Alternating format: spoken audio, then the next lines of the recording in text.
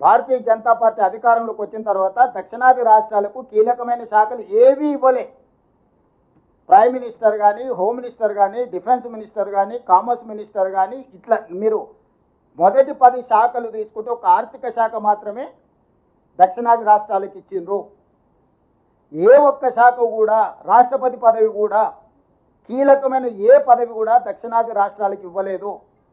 ఈరోజు దక్షిణాది రాష్ట్రాలను అత్యంత బలహీనంగా ఉన్నాం. ఇప్పుడు అత్యంత బలహీనులుగా మార్చి బలంగా ఉన్న ఉత్తరాది రాష్ట్రాలను శక్తివంతంగా మార్చి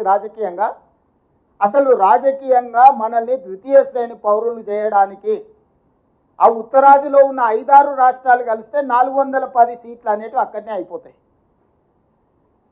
చిన్న రాష్ట్రాలతో, నేను చెప్పేది ఉత్తర దక్షిణమే కాదు, చిన్న రాష్ట్రాలకు కూడా సమస్య. ఢిల్లీ, పంజాబ్ లాంటి రాష్ట్రాలు కూడా రాజకీయంగా మనుగడనే కోల్పోతాయి. దక్షిణ భారతదేశంతో పాటు చిన్న రాష్ట్రాలకు కూడా రాజకీయంగా ఇది తీరని విఘాతంగా మారుతుంది.